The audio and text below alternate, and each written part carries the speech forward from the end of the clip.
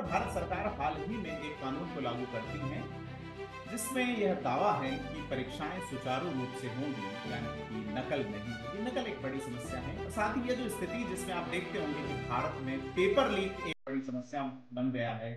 नरेंद्र मोदी सरकार की एक बहुत बड़ी कमी है इन परीक्षाओं के लीक होने से दिख रही। असली शिक्षा मुझे ऑक्सफोर्ड जाके मिली। एकेडमी एनटीए की ट्रेनिंग वहां घटिया थी और गहरी सोच नहीं थी। तो क्योंकि इतना पैसा है, फिर वो जो है नेशनल टेस्टिंग अथॉरिटी में भी ऐसा तो है नहीं कि बड़े ईमानदार लोग हैं। भाई 50,000 करोड़ का लैंड स्कैम किया है आईएएस ने नेताओं से मिलकर यूपी ने, नोएडा में। रिपोर्ट है प्रिंसिपल ऑडिटर जनरल की।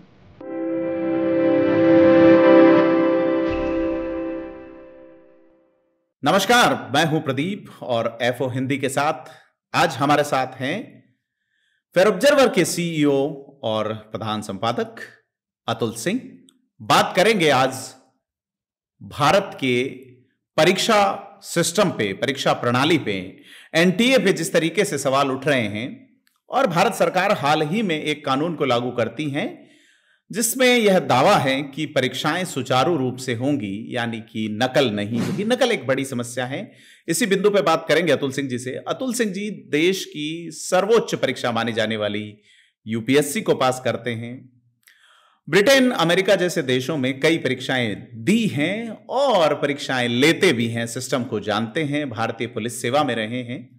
सर, क्या सोचते हैं कि एनटीए जो हैं वो इस बुरी स्थिति में क्यों हैं कि एक साल पहले जिस आईएएस को सरकार ने एनटीए की जिम्मेदारी सौंपी थी उसे हटाया है?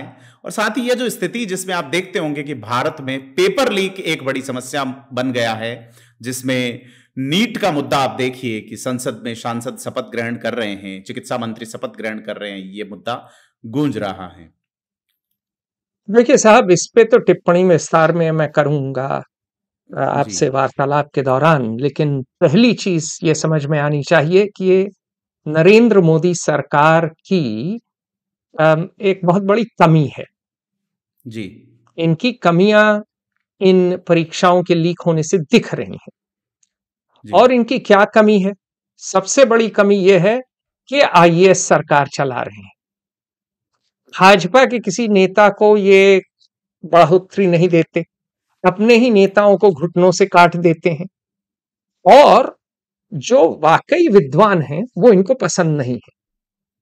तो ये एक आईएएस सरकार चला रहे हैं। नेशनल टेस्टिंग अथॉरिटी आईएएस चलाता है और आईएएस करना चाहता है राज, आता नहीं है काज। अब देखिए, हर चीज पे आईएएस बैठा है, नाच रहा है वो। ठीक है, शिक्षक तो नहीं है। एक परीक्षा भैया मैंने भी जो है ली थी, 105वीं रैंक थी मेरी यूपीएससी में, यूपीएससी में, राष्ट्र में, जी 1998 1998 रिजल्ट आए थे मेरे ख्याल से। तो बड़ी चीज ये है कि वो परीक्षा जो मैंने पार की वो सिर्फ रटंत विद्या घड़ंत पानी थी। जी असली शिक्षा मुझे ऑक्सफोर्ड जाके मिली। नेशनल जी पुलिस एकेडमी एनपीए की ट्रेनिंग वहां घटिया थी। जी सिर्फ पैर पटकवाते थे, ड्रिल कराते थे। उसका उसका कोई जो है तात्पर्य नहीं था जो काम मैं जाके नागालैंड में किया। 0/0। ठीक है, थोड़ा फैसिलिटी थी, फिटनेस बना ली, खेल कूद का शौक था, लेकिन 2-2 घंटे फिटनेस भी और अच्छी बनती अगर ट्रेनिंग इतनी घटिया ना होती। तो जी बात यह है कि पहली बात, परीक्षा का और काम का कोई लेना देना नहीं है। दूसरा, जो टेस्टिंग अथॉरिटी वो बनी ही इस तरह से कि उसमें सीधाई नहीं थी सोच की। क्यों बनी? नेशनल पॉलिसी ऑफ एजुकेशन थी 1986 में। इस समय कांग्रेस सरकार थी, राजीव गांधी थे। उसके बाद प्रोग्राम ऑफ एक्शन बना 1992 में। उस जी समय किसकी सरकार थी? उस समय मेरे ख्याल से पीवी नरसिम्हा नरसिंह राव थे। नरसिंह राव आ गए थे तब तक। जी, अर्जुन सिंह शिक्षा 91 में मंत्री हुआ उन्होंने करते। आर्थिक सुधार किए। और 2010 में एक रिपोर्ट हुई, दी इन्हीं आईएएस महानुभावों ने, जो कि एग्जाम पार करने के बाद एक किताब नहीं पढ़ते, कुछ तो नहीं पढ़ते, अधिकांश जी काला अक्षर भैंस बराबर हैं। ठीक है, हमारे बैचमेट ऐसे हैं कि अगर बैठा दो और उनसे बात करो अर्थशास्त्र, इतिहास, किसी चीज, तो मात्र काला अक्षर भैंस बराबर हैं। काजू, किशमिश, मक्खन, मलाई के सिवा कुछो नहीं आता है इनको। अभी सर तो टाई के बदले सुने समोसे। सुने जी सुने सुने तो जी ये लोग, इन लोगों की रिपोर्ट एक बनी फिर 2010 में, एमएचआरडी की। उसमें डायरेक्टर आईआईटी के, उन्होंने बोला भैया एक एक्ट बना दीजिए पार्लियामेंट का। तो जी फिर 2013, तब मनमोहन सिंह की सरकार थी, तब जो है एक 7 लोगों का टास्क फोर्स बना कि ब्लूप्रिंट बनाएंगे, नेशनल टेस्टिंग अथॉरिटी बनाएंगे। जी और ये निर्णय जो है 2013, अप्रैल 2013 में हुआ कि एजेंसी बनाएंगे। और जब नरेंद्र मोदी की सरकार आई तो फाइनेंस मिनिस्टर ने 2017 में कैबिनेट अप्रूवल के बाद बनाया। और इस समय जो चीफ सेक्रेटरी हैं मणिपुर के, मणिपुर भी नहीं संभल रहा उनसे, विनीत जी जोशी, बड़ा वही जो हैं बाबूजी, जो हैं नेशनल टेस्टिंग अथॉरिटी एजेंसी के मुखिया। सुप्रीमो बना दिए गए, राजा। जी तो ये कहानी है नेशनल टेस्टिंग अथॉरिटी की। ये एक जी और जागीर है आईएएस की। जी और चूंकि आईएएस चमचागिरी में सर्वोपरि है, इसलिए हमारे नेताओं को बड़ा पसंद है। सरकार किसी की भी हो, चलाते रहते हैं। आइडिया गलत नहीं है, जी ठीक है, आइडिया बिल्कुल गलत नहीं है। जी आइडिया क्यों गलत नहीं है? क्योंकि देखिए, अ, सोच ये थी कि भाई एक परीक्षा करेंगे, लोग इतनी परीक्षाएं दे रहे हैं। पहले क्या था कि भैया हर इंस्टीट्यूशन अपना ले रहा था, ठीक। तो कहा कि भैया एक परीक्षा होगी, एक रैंक के हिसाब से एक ही परीक्षा दे के बच्चों को सिर दर्द कम होगा। तो एक परीक्षा लेके सबको हम रैंक के हिसाब से लगा देंगे। लेकिन अब उसमें क्या है कि दिक्कत ये आ गई है कि समाज बदल चुका है। 2-3 चीजें हैं। पहली बात, जो परीक्षाएं हैं वो दिमाग वाली नहीं है, कोचिंग इंस्टीट्यूट बन गए हैं। बच्चे जाते ही नहीं हैं स्कूल, फर्जी अटेंडेंस लगाते हैं, डमी स्कूल जाते हैं। फिर जी उस कोचिंग में खूब पैसा कमाते हैं लोग, और सरकारी मेडिकल कॉलेज में पैसा देते नहीं है। जी तो सिस्टम सड़ चुका है और गहरी सोच नहीं थी। तो चूंकि इतना पैसा है, फिर वो जो है नेशनल टेस्टिंग अथॉरिटी में भी ऐसा तो है नहीं कि बड़े ईमानदार लोग हैं। भाई जी 50,000 करोड़ का लैंड स्कैम किया है आईएएस ने नेताओं से मिलके यूपी में, नोएडा में। जी रिपोर्ट जी है प्रिंसिपल ऑडिटर जनरल की। एक एक्शन नहीं हुआ। मुख्यमंत्री योगी आदित्यनाथ ईमानदार हैं, लेकिन एक एक्शन नहीं लिया। मतलब सीधी बात यह है कि जब जो है ship of state is leaking from the top, क्या आपकी जो है, मतलब सबसे ज्यादा चोरी जिसको मौका मिलता है कर रहा है, और हर ही आदमी चोरी कर रहा है, और पैसा बना रहे हैं कोचिंग वाले, तो क्यों ना वो घूस लेके किसी को दे के पेपर निकलवा लेंगे। तो जी हो क्या गया है कि सिस्टम में इतना ज्यादा पैसा आ गया है, इतनी ज्यादा चोरी आ गई है कि वो अब लीक लगातार हो रहे हैं। जी बताएं। आपने जैसा बताया कि वही काजू किशमिश मक्खन मलाई, तो टाई के बदले समोसे वाला किस्सा आया था अभी आपने जहां ट्रेनिंग की थी वहां। वो वाला, हाँ, पता नहीं सच है कि झूठ। वायरल कि बड़ा हो रहा है। हाँ, वो नेशनल पुलिस एकेडमी में, अब पता नहीं सत्य है कि नहीं। अ, जी जो है, लोग कह रहे हैं कि फेक है वो। तो हाँ बोलते हैं। जो है, लोग तो कह रहे हैं फेक है वो। तो लेकिन ये बात जरूर है कि हमारे यहाँ ट्रेनिंग में, वो तो अलग चीज हो जाएगी। जी ट्रेनिंग में जो है समय बड़ा नष्ट करते थे। और सबसे बड़ी चीज यह है कि परीक्षा का और कार्य से कोई लेना देना नहीं है। एक सिविल जी सर्विसेज एग्जाम अगर आप कर रहे हैं, आईपीएस के लिए भी, आईपीएस मतलब Indian police service, Indian revenue service, Indian foreign service, Indian administrative service, सत्य बात यह है, हर बंदा चाहता आईएएस है। आईएएस, हाँ सिर्फ आईएएस। क्यों? दहेज ज्यादा मिलेगा, सत्ता ज्यादा मिलेगी। अगर आप आईएएस हैं तो आप नेशनल टेस्टिंग अथॉरिटी भी चलाएंगे, नेशनल आर्काइव्स भी चलाएंगे, आप फाइनेंस मिनिस्ट्री भी चलाएंगे, आप जो है सरस डेयरी भी चलाएंगे, उसको भी नीरस बनाएंगे, और बाकी लोग डिपार्टमेंट बन के रह गए। तो लोग मन मार के दूसरी नौकरियों में जाते हैं। दूसरी जी चीज ये है कि रेवेन्यू में, ऑडिट में, अकाउंट्स की नौकरियों में आपको नंबर आने चाहिए, आंकड़े आने चाहिए। ठीक, उसमें क्या होता है कि वो लोग पहुंच जाते हैं जिनको नंबर पसंद नहीं है। जी फॉरेन बिल्कुल। सर्विस में आईएफएस की तो मैंने ट्रेनिंग कराई है कई साल। ऐसे लोग हैं जिनसे लिखा नहीं जाता, बोला नहीं जाता, और डिप्लोमेट बने हैं।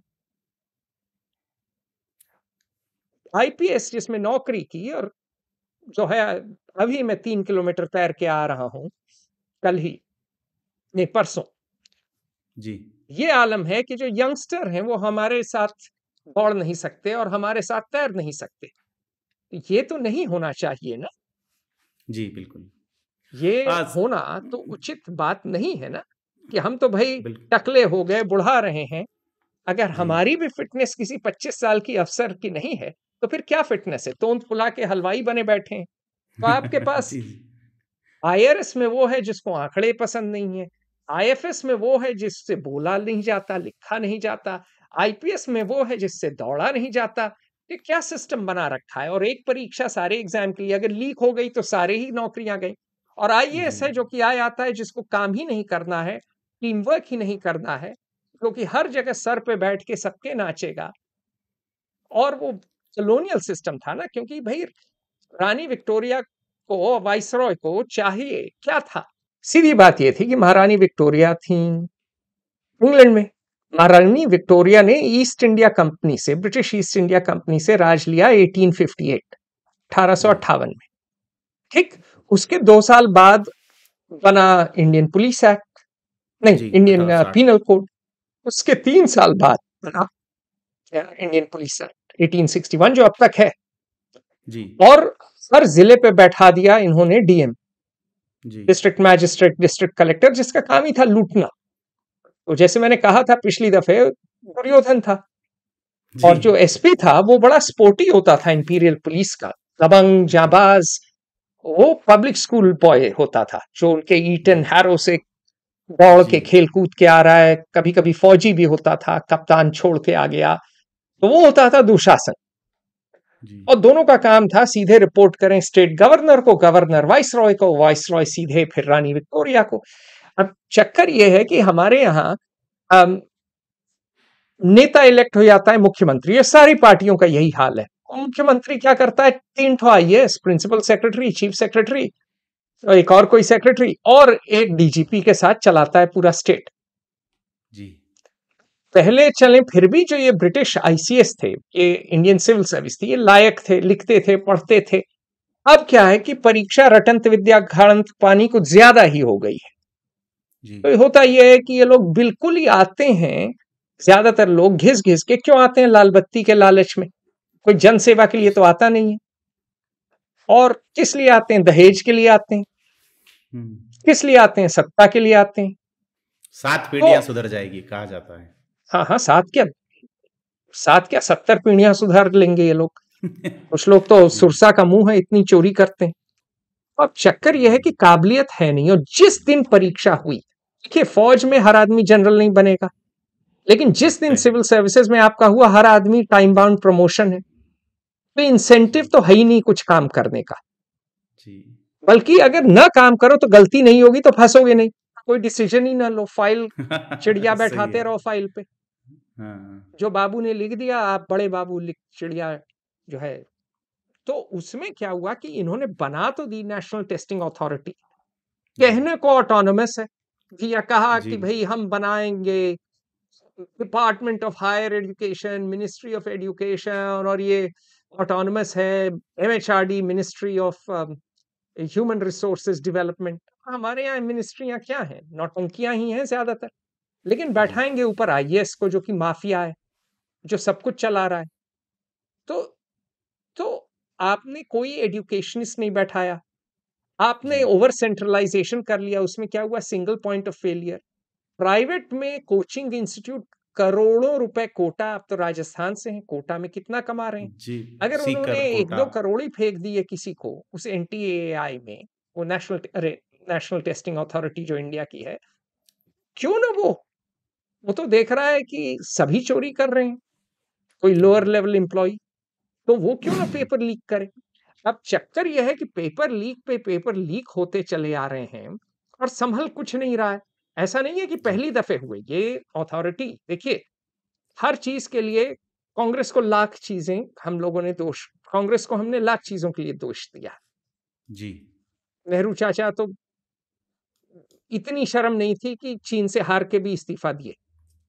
जवाहरलाल नेहरू इस देश की जो है, इस देश की फौज को गटर में डाल के गए। मेरे फौजी पिताजी शासन का का आपने इस्तीफा इंटरव्यू हुआ था सुना ही। उस वक्त। जी जी बिल्कुल, मैंने सुना हाँ, पीएन थापर का इस्तीफा हुआ था उसमें, अरे जो बस, जनरल थे। लेकिन नेहरू क्यों नहीं गए? हाँ जी चीफ ऑफ स्टाफ गया और डिफेंस मिनिस्टर गया, डिफेंस सेक्रेटरी नहीं गया।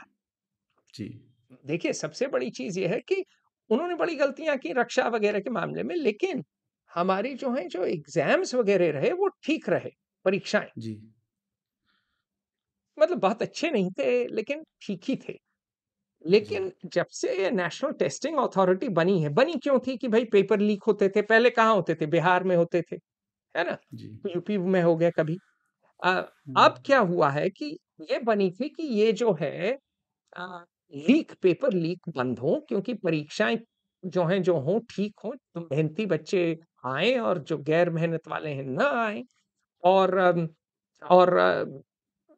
ये सब चलता रहे, मतलब हमारा सिस्टम थोड़ा बहुत। लेकिन हुआ क्या है, 2020-17 में ये बनी, 2020 में पता चला जेई जो जॉइंट एंट्रेंस एग्जाम है आईआईटी का, पता चला असम का टॉपर, उसके साथ कुछ धांधलेबाजी हो गई। फिर जी नीट जो होता है एक परीक्षा, वहां पर जी कुछ होने लगा 2020 में। फिर जी पता चला कि एंट्रेंस एग्जाम 22 में भी, फिर 24 में भी जो है जेई का स्कैंडल। पता चला अब जो है नीट जो कि अब 25 लाख लोग लिए, वो जो है लीक हो गया पटना में, है ना। जी और अ, जो है पुलिस के हिसाब से 30 लाख रुपए या से 50 लाख रुपए कई कैंडिडेट्स ने दिए।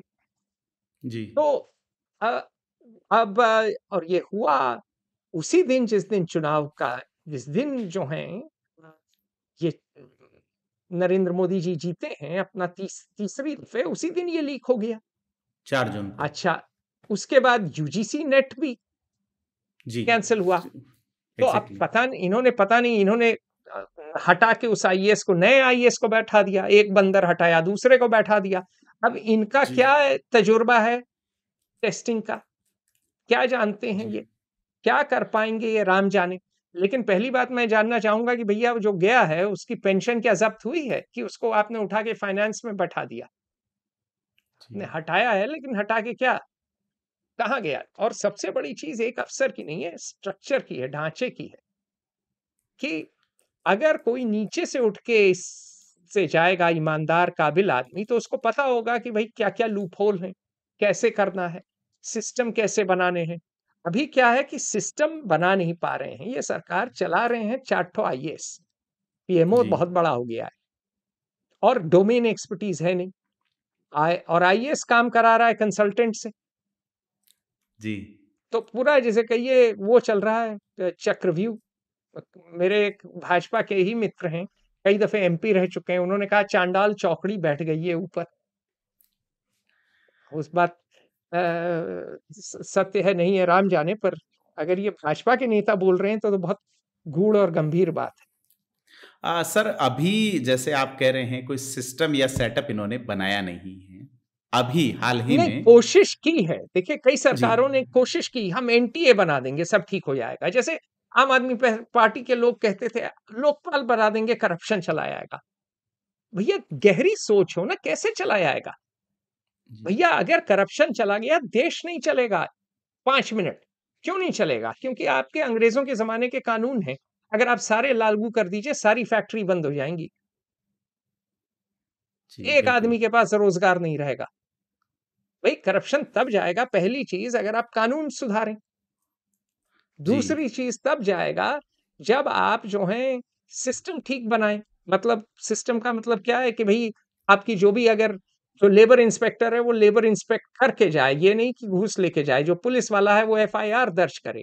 तो आपको प्रशासनिक सुधार करने होंगे।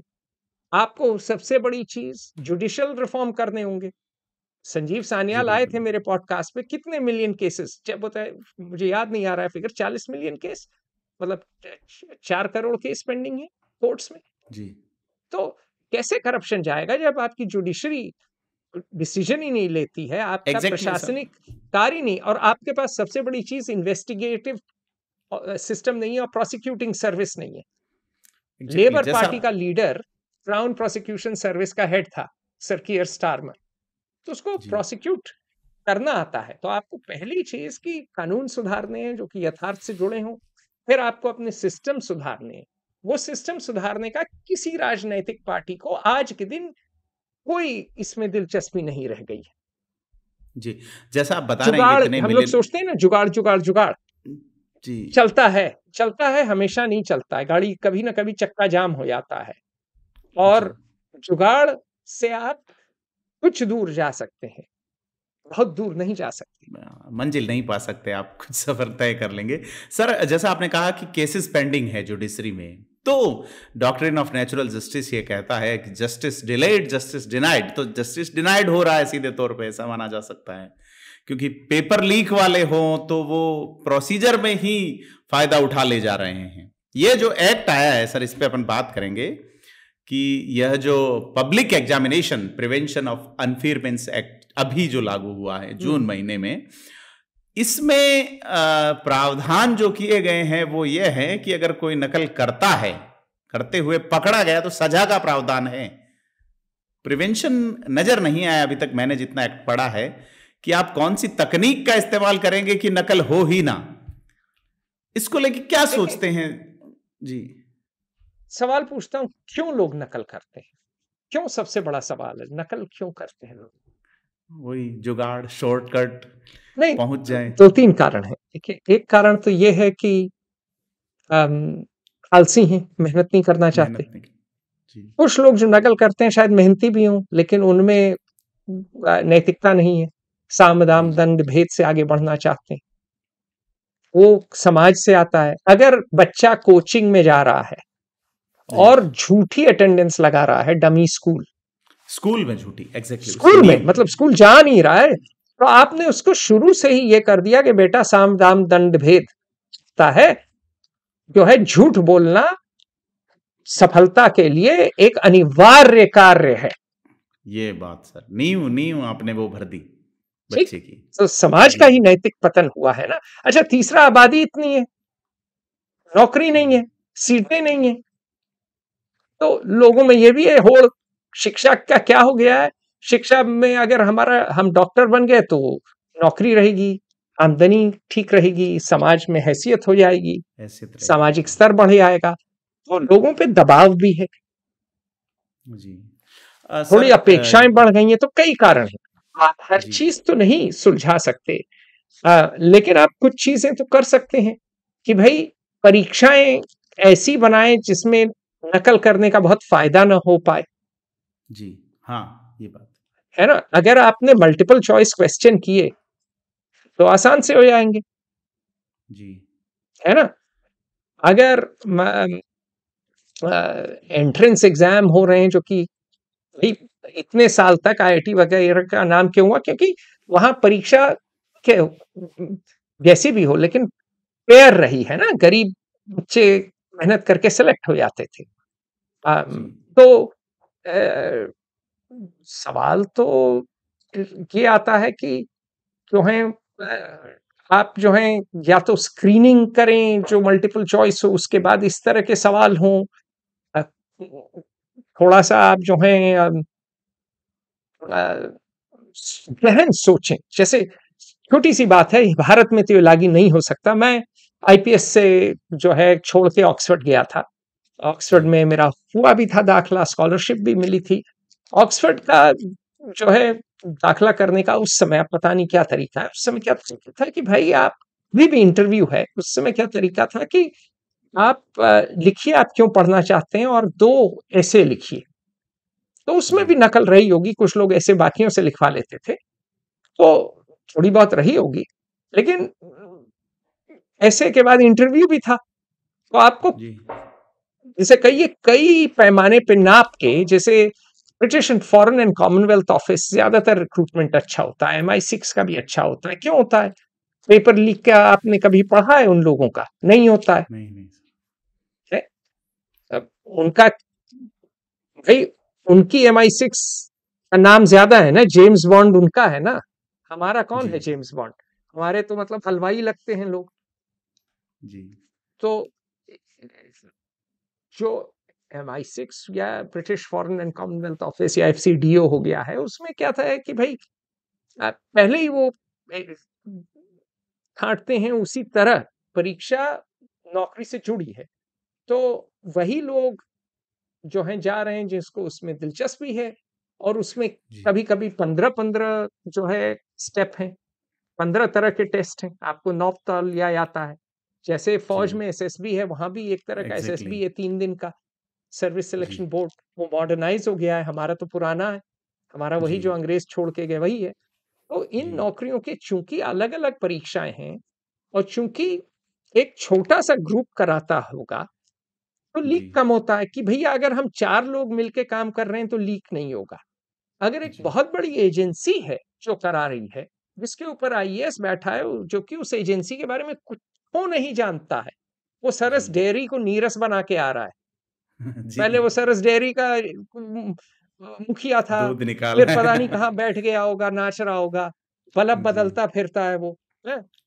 बिजली फिर विभाग वो आ में जाता है, नेशनल टेस्टिंग सर एजेंसी चलाएगा वो। एजेंसी में तो जी आपका नेता ही जो है, नेता मतलब कि आपका प्रमुख ही, राजा ही जो है कुछ नहीं जानता है।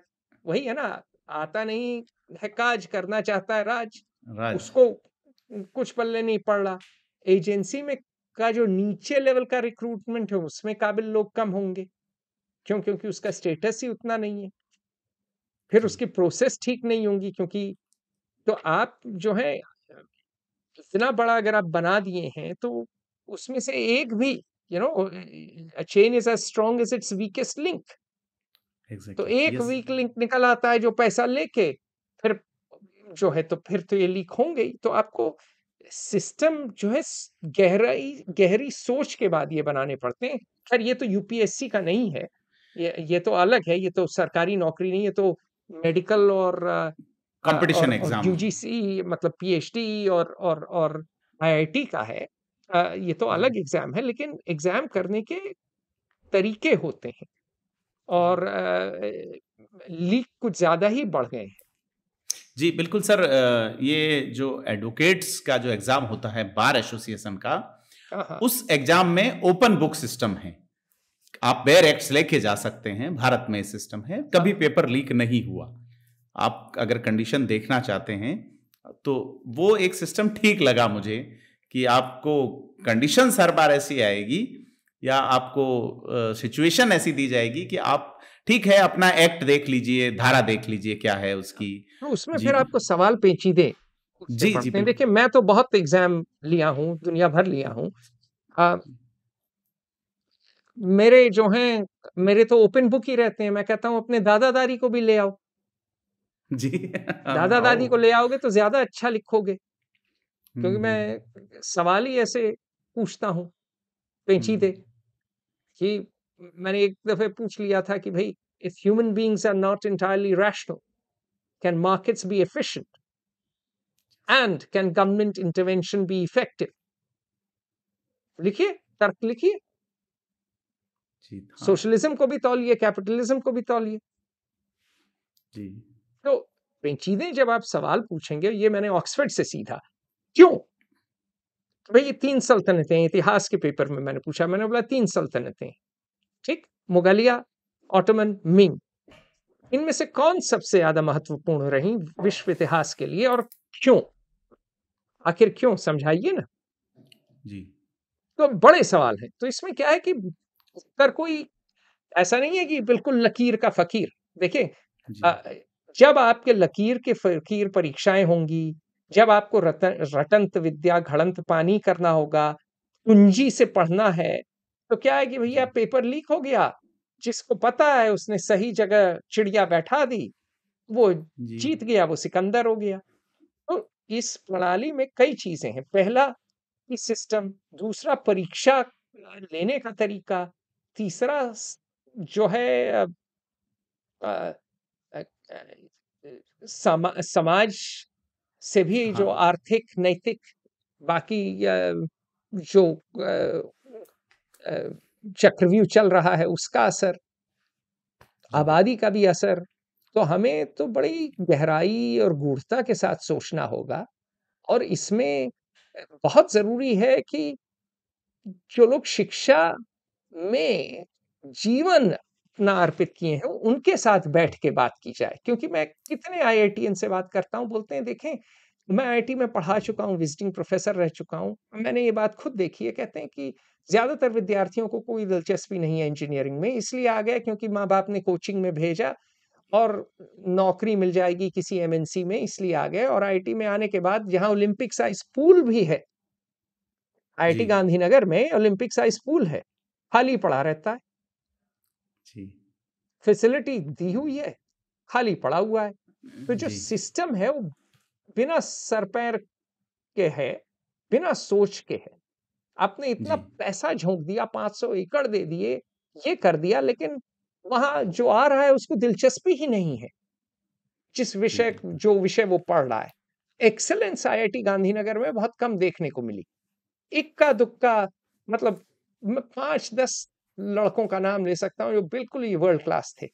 आकाश पाताल, अम, अनुषा, अम, जो है ये नाम अब मैं भूल रहा हूँ। अम, है कुछ और भी थे जो जो अ, मेरे साथ काम किए, निखिल, ये सब जो है ये सब वर्ल्ड क्लास थे। जी। पर ज्यादातर लोगों को कोई दिलचस्पी ही नहीं थी, जिज्ञासा ही नहीं थी। न भागने जी। के अरमान थे, न दौड़ने के अरमान थे, न तैरने के अरमान थे, न ज़्यादा पढ़ने के अरमान थे। बस नंबर लाने के अरमान थे कि भई ग्रेड आया है और निकल ले। ऐसा तो लगता है स्कूल टाइम से किताबों में जो सिर घुसाया, वो निकला ही नहीं बाहर। देखिए, किताबें तो हमें भी पसंद हैं। अगल-बगल मेरे पास मात्र किताबें हैं, और तो मेरे पास तो कुछ है भी नहीं। जी। सरस्वती की कृपा रही है। तो लेकिन किताबें मैं रस लेके पढ़ता हूँ। जी। और किताबें में देखिए 17 साल पे मैंने बहुत बहुत खराब किया। मैं तो घर से भागा हूँ, आपने तो मेरा जी। इंटरव्यू लिया है। जी। चूँकि मैं चार्ल्स डिकेंस के सारे उपन्यास पढ़ गया, मुंशी जी। प्रेमचंद पढ़ा, महाभारत, गीता प्रेस का जो अनुवाद था वो पूरा बड़ा रस लेके पढ़ा।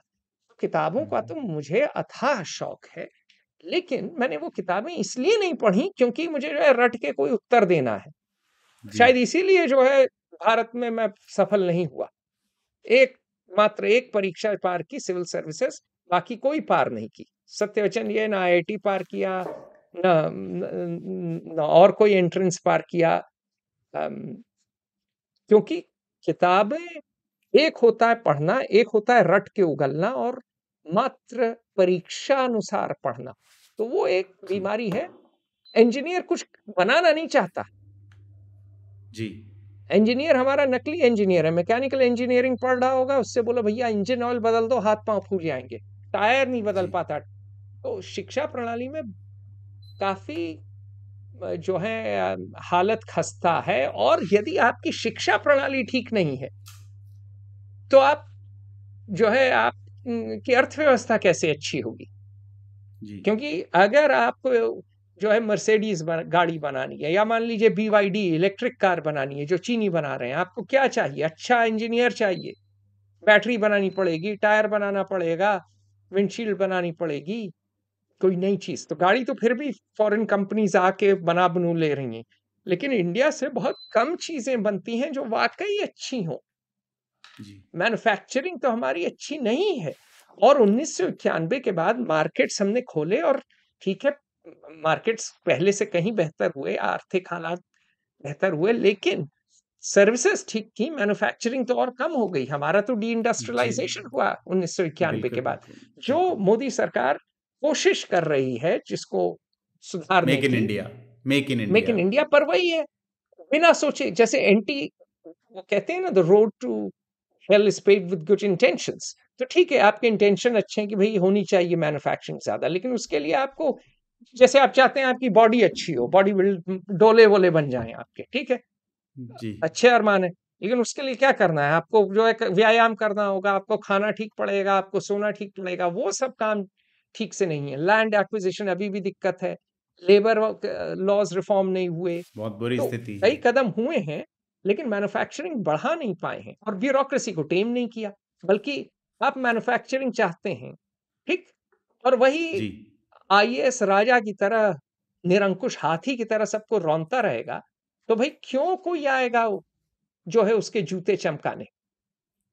जी आपको स- रेड टेप कर्व करना होगा ना, जी बिल्कुल करना पड़ेगा। सर और मैं रिफॉर्म लाने आपको, होंगे। जी रिफॉर्म पे ही वापस मैं आपको लेना चाहूंगा, उसी एक्ट वाले सवाल पे, कि केंद्र सरकार अभी ये कानून लागू करती है कि देखिए, एक अनफेयर मीन्स कानून जो, अगर लागू भी कर दिया, जी ठीक है, वैसे ही आपकी पुलिस बुरे हाल है।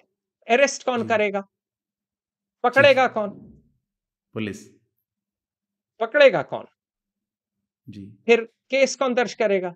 फिर कोर्ट कौन ले आएगा? फिर सेंटेंस कौन करेगा? आपने कह तो दिया मैं सजा दें, हम ये सजा देंगे।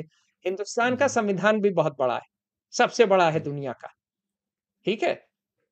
मैं नहीं कह रहा ये बहुत अच्छा संविधान है, ये है अमेरिका का संविधान, क्या बात है। ठीक है, ये है अमेरिका का संविधान। जी पड़ा रहता है मेरे पास, छोटा सा है, मैं नहीं कह रहा बड़ा हर मामले में अच्छा है। हमने copy paste directive principle state policy की ले आओ आयरलैंड से, फंडामेंटल राइट्स ले आओ यूएस से, ठीक है, अच्छी बात है, अरमान अच्छे थे, इतना बड़ा लिख दिया, लागू तो कौन करेगा? फेरारी की आपने बॉडी ले आई, हमको फेरारी बहुत अच्छा लगता है, हम भी फेरारी चलाएगा, इंजन उसमें एम्बेसडर का है, वही आईएएस, वही आईपीएस, ऑल इंडिया सर्विसेज। जी डिस्ट्रिक्ट लेवल पे आपकी कोई डेमोक्रेसी नहीं है, आपका डीएम ऊपर आंसर करता है, अपवर्ड्स टू सीएम। तो आपने और- ले तो आया सब कानून, आपको सब बढ़िया, लेकिन इंजन नहीं बदला, तो कैसे आगे कानून ले भी आएंगे तो कानून लागू कैसे होगा? जी वो और सरदर्द है। आपको तो पहली चीज कि ये आप डिटरेंट अप्रोच कर रहे हैं, है ना, प्रिवेंटिव नहीं, डिटरेंट, कि हम भैया ठोक देंगे, जो है अगर नकल होगी और लोग खौफ के मारे नकल नहीं करेंगे। जी हो सकता है, जो है हो सकता है आप सफल हो, अम, मुझे नहीं लगता हो पाएंगे, क्योंकि हमारा देश रूस नहीं है। रूस में क्या है, जब जो है प्रेसिडेंट व्लादिमीर पुतिन कुछ कहते हैं तो आप कर देते हैं, क्यों? क्योंकि वो गोली मारे आएंगे आपको बीच बाजार आंखों के बीच। जी जी जी सर, एक बिंदु याद आया मुझे रूस से। 2022 में आईआईटी का पेपर लीक हुआ था, और वो हम्म। किसी रशियन हैकर ने लीक किया था। तो बीइंग ए जर्नलिस्ट मेरी क्यूरोसिटी हुई कि क्या रशियन हैकर ने पेपर लीक किया, तो क्या रशिया में भी पेपर लीक होता है? भाई वो एक्सपर्टीज कहां से लाया? तो पता चला कि वहां पेपर लीक नहीं हो रहे, वो इंडिया के पेपर वहां बैठ के लीक कर रहे हैं। तो बड़ा लगा कि ये लोग यहां भी अपॉर्चुनिटी ढूंढ रहे हैं, क्योंकि यहां पोल हैं। तो देखिए, मुझे ही नहीं पता, इसके बारे में पता नहीं, तो मैं इस पर टिप्पणी नहीं कर सकता, पर मैं इतना कहूंगा, क्योंकि इंडिया के सिस्टम्स बड़े आसान हैं तोड़ना। क्यों?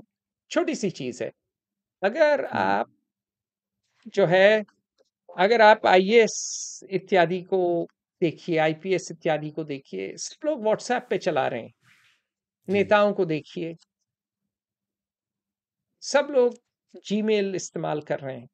तो सीधी हम्म, बात यह है कि विदेशियों को तो सब पता है आपके बारे में, आपकी चड्डी का रंग तक पता है, जी आप तो बड़ी पोरस सोसाइटी है। हम्म, तो सिस्टम्स हैं नहीं, तो जिसे कहें कि, और जब आप सिस्टम बनाते हैं तो वो हैकेबल हो जाते हैं। तो रूस का पता नहीं रूसी ने किया नहीं किया, लेकिन ये बात सच है कि अ, थोड़ा तो रिस्क होगा ही। ज्यादा बड़ा रिस्क मेरे हिसाब से यह है कि प्रिवेंट कैसे करें, आपकी प्रोसेस आपकी कैसी हो कि पेपर लीक ना हो। और मेरे हम्म, पास वो प्रोसेस नहीं है, मैं नहीं कहूंगा अरे मैं चमत्कारी गुरु हूं, मेरे पास सब जवाब है ना। ये जवाब सिर्फ वो दे सकते हैं लोग जो कि परीक्षाएं करवाए हैं। वो जी साहब बिल्कुल। बहादुर नहीं कर सकते। आईएएस बहादुर को कुछ नहीं आता। एक परीक्षा पार करके नाचते रहते हैं जीवन भर। आपको डोमेन एक्सपर्टीज चाहिए भैया। इतने बड़े देश में कुछ लोग होंगे जो कि परीक्षाएं अच्छी तरह सेट करते हैं, बिल्कुल हैं, मैं जानता हूं कुछ को। हम्म, कुछ लोग हैं जो कि परीक्षा कंडक्ट करते हैं, बड़ी बड़ी परीक्षाएं कंडक्ट की हैं। जो हमारे सबसे अच्छे लोग हैं, जी जिनको ये पता है कि जी भैया पहली बात कि कंडक्ट किस तरह पेपर बना रहे हैं, किस तरह इनको बांटना है, किस चीज के लिए क्या परीक्षा होनी चाहिए, ये सिस्टम का सुधार इंडिया की मिडिल क्लास चाहती है। इंडिया की मिडिल क्लास अब चट चुकी है जी इस तरह के, जिसे कहिए ओवर सेंट्रलाइज्ड तानाशाह आईएएस राज से। जी तो अब देख ही रहे हैं इसके परिणाम, पेपर पे पेपर लीक होते आ रहे हैं। और ऐसा नहीं है कि एक पार्टी की कारण है। आइडिया जी ये आई जो है पिछली सरकार, कांग्रेस सरकार, इंप्लीमेंट इन्होंने किया, लेकिन अब सही है। लीक पे लीक बढ़ते चले आ रहे हैं। क्योंकि ये तो इलाज था ना वो पेपर लीक की बीमारी का। अब जी क्या है कि पूरा नेशनल एग्जाम रद्द करना पड़ रहा है आपको, बताएं। जी बिल्कुल बिल्कुल। लाखों बच्चे अब दोबारा लिखें। अब सोचिए कितने लोगों को सिरदर्द है। दूसरी चीज ये है कि अब क्या है कि जिसका नहीं होगा बोलेगा इसलिए नहीं हुआ क्योंकि जो है पेपर ठीक नहीं था। पहले क्या था कि बहुत से नालायक लोग ऐसे ही नालायक बच्चे लिखते हैं एग्जाम में, क्यों माँ बाप कह रहे हैं? क्या नालायक नहीं कहना चाहिए सबको? मैं भी उन नालायक लोगों में से था। तो मन नहीं है, या उनका दिमाग नहीं चलता जिस तरह की परीक्षा है उस हिसाब से, सब झोंके हुए हैं। अब क्या है, बहाना मिल गया सबको। और सबसे बड़ी चीज होती है आस्था। जी मिडिल क्लास भारत में परीक्षा की पुजारी है। जी वो आपकी औकात नापती है परीक्षा से। जी मिडिल क्लास में हम जो है अव्वल दर्जे के गधे समझे जाते थे। जी ठीक है, जिसे कहिए मूर्खाधिपति महाराज मंदबुद्धि सिंह हमारा नाम था। मंदबुद्धि सिंह। वो हवा जी महल के आते थे रेडियो पे प्रोग्राम हमारे बचपन में है। जी अचानक जिस दिन सिविल सर्विसेज में हो गया उस दिन जो है हम जो है महाराज तीव्र बुद्धि सिंह हो गए। तीक्ष्ण बुद्धि सिंह। आदमी तो वही, जी हाड़ मास का वही आदमी, एक परीक्षा पास की वही और शौक आपका। है। जी एक परीक्षा आपने पास की और आप। इसलिए कहा कि भाई अब तो आप जो हैं बड़े आदमी। बस सीधी बात जी यह है कि सत्य वचन मैं कहूंगा कि वो परीक्षा ठीक है पास हो गई, जो भी किस्मत या जो रही जी हो, लेकिन बात यह है कि वो परीक्षा में आस्था थी सबको। जी बिल्कुल अगर वो विश्वास था। आस्था चली गई तो फिर मिडिल क्लास क्या करेगी? जी क्योंकि परीक्षा पे ही तो मिडिल क्लास का पूरा वो अस्तित्व है, जी निर्भर है। तो शायद ये जिसे कहिए कि आगे चल के अच्छा हो कि लोगों का अगर विश्वास उठ जाए, ये जी अंधविश्वास मैं कहूंगा इन परीक्षाओं से, तो लोग फिर कहें कि भाई प्लम्बर क्यों नहीं बन जाते हो?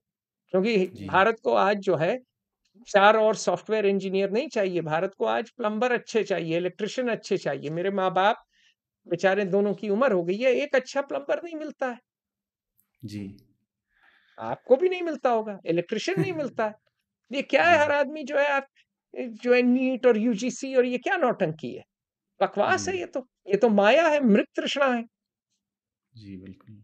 मृत तृष्णा के पीछे पूरा देश भाग रहा है। तो शायद अच्छा ही है एक तरह से कि इन परीक्षाओं से आस्था उठ जाए, लेकिन इस आस्था उठने में पूरा भारत हिल जाएगा। क्यों हिलेगा?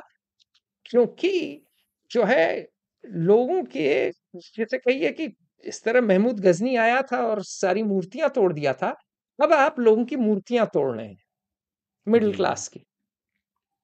प्रतिमान तोड़ रहे हैं हम उनके गढ़े हुए प्रतिमान। जी तो उथल पुथल होगी और ये सरकार के लिए अच्छी चीज नहीं है, इस सरकार के लिए, क्योंकि इस सरकार से विश्वास उठता जा रहा है। इस लोगों सरकार का। से चीजें संभल नहीं रही हैं। मणिपुर जी हो, परीक्षाएं हों, पुंछ रजौड़ी में आग लगी हुई है। तो जी इस पे तो अगले वीडियो, आने वाले वीडियो पे में बात जी, करेंगे। बात करेंगे सर, बात करेंगे जी। मतलब राष्ट्रीय सुरक्षा बुरा हाल है, जी इंटेलिजेंस चरमरा के रह चुकी है, जी डिप्लोमेसी का बुरा हाल है। तो मतलब जी क्योंकि ये इस सरकार की ही खामी नहीं है, ये हुआ ये कि पिछले कुछ दशकों से हमारे जी प्रजातंत्र में जो है कुछ बड़ी अच्छी चीजें हुई और कुछ चीजें डगमगा गईं। और एक चीज जो डगमगाई वो ये डगमगाई कि नेता अगले चुनाव से आगे सोच नहीं जी पा रहा है। अब चुनाव हुआ, अगला चुनाव, अगला चुनाव, अगला चुनाव। चुनाव के लिए जी उसको जी। पैसा चाहिए। पैसा कहां से आएगा? ठीक पैसा। ठीक। नेता को भी श्रद्धा है परीक्षा के लिए। जी। परीक्षा में सबसे ऊंची रैंक किसकी आती है? आईएएस की। हम्म। भाई हमारी 105वीं रैंक थी, तो 104 लोग हमसे होशियार जीवन भर करार कर दिए गए देश में। जी जी बिल्कुल। हमारे साल में टॉपर कौन था? देवेश कुमार हिमाचल काडर का। नंबर 2 कौन था? निकुंज श्रीवास्तव। जी नंबर 3 ऋत्विक रंजन पांडे। हमको आज तक नाम याद हैं तीनों के। तो ये जी तीन भारतीय मानसिकता में, चाहे ही हम जितना भी उल्टे लटक के पढ़ लें, तपस्या कर लें, ऑक्सफोर्ड हो आए, नोबेल जी प्राइज भी जीत लें, उसके बावजूद ये तीन विवेक में हमसे सर्वश्रेष्ठ हैं और नेता इन्हीं को बनाएगा जी बिल्कुल। प्रमुख। ये बात सही। जी। हमसे नहीं बात करेगा। आप क्या जानते हैं? आपकी तो रैंक बड़ी लो थी, आप 105 रैंक पे थे, आपकी कोई औकात नहीं। हम्म। तो नेता पूरा का पूरा, जिसे कहिए देश को चलाने का दायित्व आईएएस के हाथ दे देता है।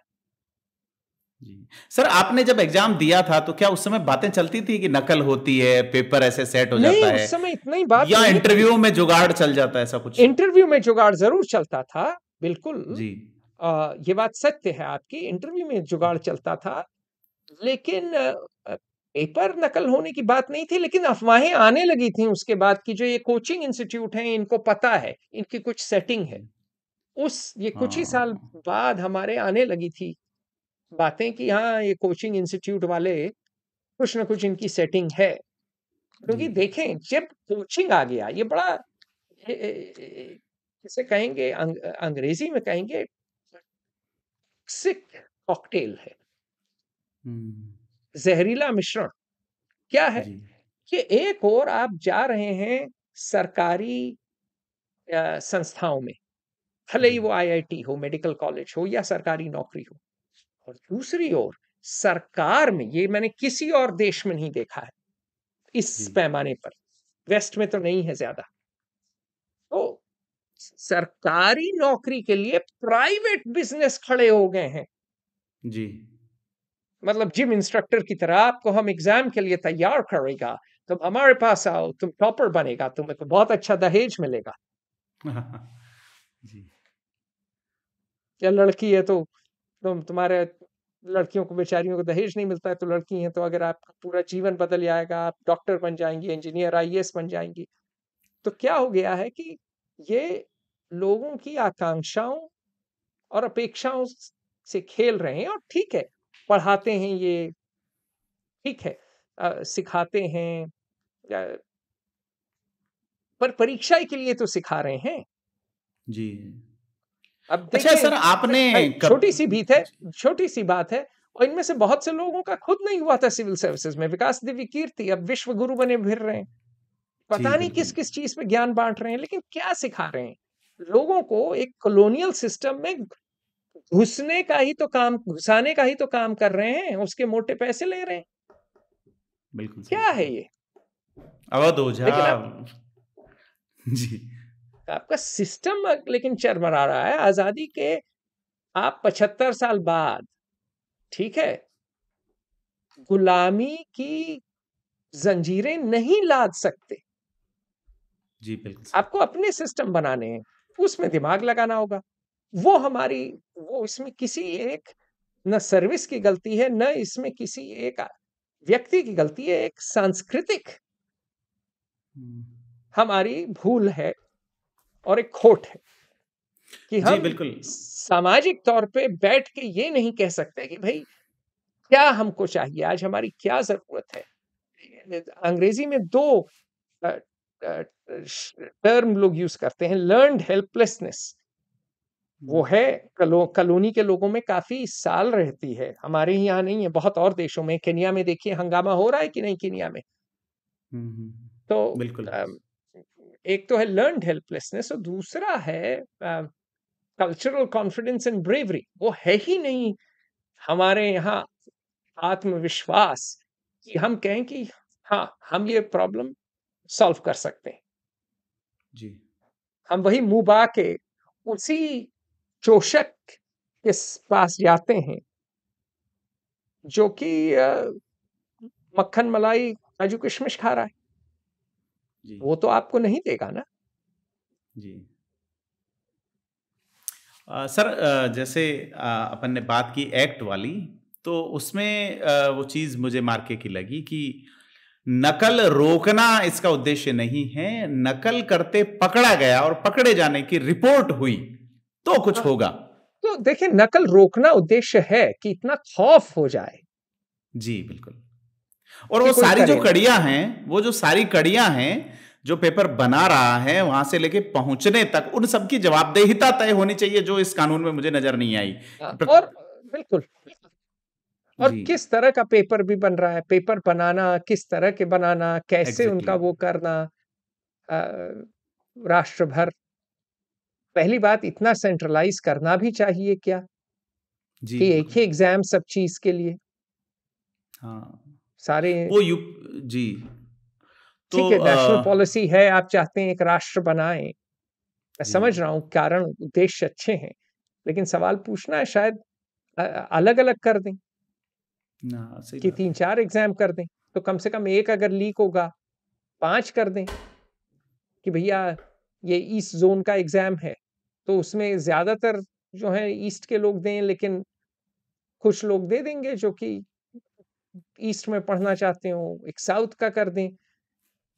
ठीक है। जी बिल्कुल। लेकिन सबसे बड़ी चीज है कि इसमें आपको शिक्षकों की जरूरत है, इसमें आपको वाकई विद्वानों की जरूरत है, इसमें हम्म। आपको गहन सोच वाले लोगों की जरूरत है। देखें, मदन मोहन मालवीय ने ये बनारस हिंदू यूनिवर्सिटी शुरू की, BHU बिल्कुल। ठीक। रविंद्रनाथ ठाकुर ने शांति निकेतन किया, सर सैयद जरूर। अहमद खां बनाए अलीगढ़ मुस्लिम यूनिवर्सिटी। ये सारी यूनिवर्सिटियां अपने जमाने में ठीक चली कि जी ये बिल्कुल। कैसे करती थी, अब रिक्रूट करती थी। आज के जी दिन बीएचयू कौन चला रहा है, कौन से बड़े विद्वान हैं। जी सही बात है। आज के दिन शांति निकेतन कौन चला रहा है, अलीगढ़ मुस्लिम यूनिवर्सिटी कौन चला रहा है, ये सब ब्यूरोक्रेट जामिया। हैं। ब्यूरोक्रेट नहीं है तो, लेकिन उसी टाइप के लोग हैं। हाँ, जिनकी तो जवाबदेहिता सरकार के प्रति है, शिक्षा के प्रति सरकार के नहीं। प्रति है, जी एक बिल्कुल। सेक्रेटरी तय करता है, या अगर आपकी नेता से सेटिंग है, नेता तय करता है कि आप बनेंगे वाइस चांसलर की नहीं, और आप फिर आते हैं और ठेका देते हैं और फिर उठाते हैं, पैसा कमाते हैं। मॉडल यही है ना। हाँ। तो चक्कर ये है कि जो है आपकी शिक्षा प्रणाली तो सड़ चुकी है। हम्म। तो क्योंकि हर चीज वही तय कर रहे हैं, आला आईएएस बहादुर एचआरडी में बैठ के मिनिस्ट्री में। और मैं जी। मिला हूं, एक आईएएस बाबू मिले थे मुझे आईआईटी गांधीनगर में, अहंकार हम्म। इतना कि रावण भी उनके सामने फीका। जी, एक मुंह और वाले अहंकारी। शिक्षा में कभी काम ही नहीं किए थे हाँ हाँ हाँ। बाबूजी, आ गए थे मतलब राजा ही रहे थे। ऐसा भी नहीं कि बहुत किताबें पढ़े हुए थे, आईआईटी कानपुर के थे, ठीक है आईआईटी के थे, लेकिन मतलब जब बातचीत किया नापा तौला तो मुझे लगा कि ये क्या हो रहा है। और न्यू एजुकेशन पॉलिसी की में बैठा कौन बनाने के लिए, कितने, ऐसा नहीं है इस देश में लायक लोग नहीं है। एक छोटी सी चीज है, अभी मैं सोच रहा था कि भारत से बड़े अच्छे अच्छे लेखक आ रहे हैं, जी। बहुत अच्छे अच्छे चिंतक आ रहे हैं। अभी अनुवाद किया है श्रीनिवास रेड्डी ने जी। संस्कृत से काव्यों का। हाँ, अ, फिर एक कोई वर्गीज साहब हैं स्टैनफोर्ड में, जो कि साइंटिस्ट हैं लेकिन नॉवेल लिखते हैं। हम्म। आपके पास अमिताभ घोष जैसे लोग हैं जो कि गजब हाँ। लेखक हैं। एग्जैक्टली। आपके पास हर भाषा में साहित्यकार हैं। तो आपके पास आज भी हमारे पास चिंतक हैं, लेखक हैं, शिक्षा के प्रशासक हैं। जी। आप हम इन सब को एक इकट्ठा करके कुछ कर सकते हैं। लेकिन वही लेकिन है हमने कि तो नकली नायक गढ़ लिए हैं सर, मुझे लगता हाँ है। हाँ, हम इन सब लोगों का, हम सब लोगों का इस सिस्टम में कोई स्थान नहीं है। जी। ठीक है, हम आए, 5 साल पढ़ाए आईआईटी में, हम आईएफएस एकेडमी में गए, आईएएस एकेडमी में भी गए। अपनी हमारी नेशनल पुलिस एकेडमी ने तो हमें आज तक नहीं बुलाया। हमारा स्थान ही नहीं है। जी। विडंबना ये है कि हम विदेशियों को ज्यादा पढ़ाते हैं, स्वदेश में देश कम, में। क्योंकि कोई जी। बुलाता नहीं है। जी। तो या तो हमारे में ही दिमाग की कमी है, हाँ सर, हम सब में ही पोल खुलने से डरने वाला मामला भी तो है सर। कशिश। आप वहां जाके पोल खोल दो तो ऐसे थोड़ी होता है नहीं, सर। पोल की बात नहीं, मैं कह रहा हूं कि हमको चाहिए जो लोग जो कि गहराई से सोचते हो, जो कि सिस्टम सुधारना चाहते हैं। ये नहीं जी। फाइल इधर से उधर, वही आप जो है पैसिव वॉइस, गुलाबी अंग्रेजी जलेबी लॉजिक में साहबियत झाड़ रहे हैं। क्या क्या नौटंकी है, जी। अहंकार रावण से ज्यादा। भैया आपने मुझसे कहा सिस्टम कैसा होना चाहिए, परीक्षा क्या नहीं होनी चाहिए, मैंने कहा मुझे नहीं पता। जी। क्यों? क्योंकि मुझे पता है कि मुझे क्या नहीं पता है। हाँ, ये ये इस ये पे बहुत। बैठ के हम सबको सोचना होगा, सामूहिक चिंतन करना होगा। और अच्छे लोग जो हमारे दिग्गज हैं, नहीं जी हाँ, हम तो बिल्कुल। डिजाइन नहीं कर सकते ना एंट्रेंस एग्जाम आईआईटी का। हम आईआईटी नहीं गए, हमने तो साहित्य पढ़ा है, इतिहास पढ़ा है, ठीक, अर्थशास्त्र पढ़ा है, राजनीति पढ़ी है, जियोपॉलिटिक्स जानते हैं। इन सब चीजों पे बात कर सकते हैं। लेकिन भाई आईआईटी का एंट्रेंस कैसा होना है ये नहीं पता है। ये एंट्रेंस एग्जाम फिर करना होगा भाई। एमआईटी का कोई स्टार प्रोफेसर जैसे संजय शर्मा है, एमआईटी आईआईटी से ही निकले, आईआईटी कानपुर से, फिर एमआईटी में जाके पढ़ा है, आजकल पता नहीं कहाँ है, एमआईटी में रह चुके हैं। भैया एक संजय को पकड़ के लाओ वहां से, 5-6 अपने दिग्गज अपने देश में हैं, एक आध जो हैं जो प्रशासक अच्छे रही हैं, जिन्होंने चमका दी है आईआईटी, जिन्होंने अच्छी तरह चलाया है, उनको पकड़ के लाओ। पीआर वालों को नहीं, जो मतलब अपना मतलब इमेज वगैरह बना रहे हैं, जो वाकई ठोस काम किए हैं। फिर बोलोगे भैया कैसे करें, परीक्षा कैसी होनी चाहिए, अच्छे लोग लेने हैं। हमें हमें चाहिए वो इंजीनियर जो कि वाकई जिसमें जुनून हो कोई चीज बनाने हाँ। का। इतना पैसा हम क्यों खर्च करते हैं आईआईटी पे? इसलिए करते हैं ना कि देश में मैन्युफैक्चरिंग हो, देश की टेक्नोलॉजी अच्छी हो, देश में प्रोडक्टिविटी बढ़े, पेटेंट हो हमारे पास बहुत राष्ट्र, सारे। पेटेंट जी। तो हाँ बिल्कुल पेटेंट भी बढ़े, लेकिन राष्ट्र हमारा चीजें बनाए, जी, सही बात ठीक, तो अनुसंधान करे, है। इंडस्ट्री जी। में चीजें जाए। वो हो रही हैं, नहीं हो रही हैं, क्यों नहीं हो रही हैं? पहले सही सही बंदे को लाने के लिए क्या करना होगा? हम्म। किस तरह का हमको परीक्षा, किस तरह की परीक्षा हमको लानी है? कोचिंग इंस्टीट्यूशंस का क्या रोल है? क्या ये अब जी। जो है अभिशाप बन गए हैं राष्ट्र के लिए? क्या कोटा जैसे लोग अपनी दुकान चला रहे हैं, अपनी रोटी सेक रहे हैं राष्ट्र के भविष्य पे? जी। बड़े सवाल हैं, गूढ़ सवाल है। तो कैसे करें? और फिर जब ये सिर्फ टेस्टिंग नहीं, फिर जो है अ, अ, जब ये घुसते हैं तो क्या करते हैं? उसके बाद निकल के क्या करते हैं? क्या समय जी। आ गया है कि हम ध्यान ज्यादा दें? पहले आईटीआई भी बने थे टेक्नोलॉजिस्ट, वो चले नहीं। क्यों? क्योंकि क्या जी। हमारे में ही इतना ज्यादा हीन भाव है कि हम साहबियत चाहते हैं, हाथ से काम नहीं करना चाहते? अगर हाथ से काम नहीं करना चाहते तो क्या समय आ गया है कि हम वाकई किसी एक जो है हाथ से काम करने वाले को पढ़ाएं? जैसे देखिए मेट्रो किसने बनाई? बताएं आप जी। मुझे। दिल्ली मेट्रो श्रीधरन। जी। श्रीधरन साहब। जी। श्रीधरन साहब ने उसके पहले क्या बनाई? कोंकण रेलवे। जी। उनसे क्यों ना पूछे हम कि सर ये बताइए, आप दिग्गज इंजीनियर हैं, मेरे हिसाब से वो शायद देश के सर्वोपरि इंजीनियर हैं। जी बिल्कुल। मैं गलत हो सकता हूं, मैं ज्यादा जानता नहीं, लेकिन उन्होंने दो जी। चीजें की। कोंकण रेलवे बड़ा गजब काम है। दिल्ली मेट्रो बहुत बढ़िया काम किया। तो उनको बुलाएं, बोलें कि गुरुदेव आप ये बताइए, आप जैसे लड़के हमको पकड़ के लाने हैं देश भर से, जी। कैसे लाएं?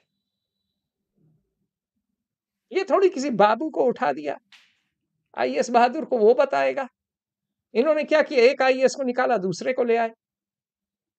इनका तो सगा सिर्फ आईएएस है मोदी सरकार का, मोदी जी का। जी। बाकी हम सब सौतेले हैं उनके लिए। जी बिल्कुल। ऐसे थोड़ी चलेगा। जी। तो सर आज खासी लंबी बातचीत हुई आपके साथ में और बहुत सारी चीजें सीखने समझने को मिली।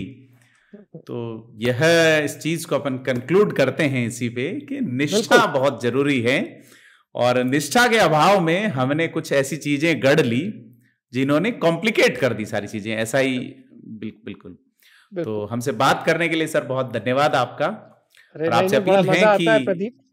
जी आपसे अपील है हमारे दर्शकों से कि आप हमें कमेंट करके बताएं कि कैसी लगी ये बातचीत और कौन सा बिंदु आपके मन को छूता है, कमेंट करके बताएं और चैनल को सब्सक्राइब जरूर करें। धन्यवाद। हाँ, बड़े आभारी होंगे हम लोग अगर आप सब्सक्राइब करें और अपने यार दोस्तों से भी कराइए। जी सर, थैंक यू। नमस्कार। नमस्कार।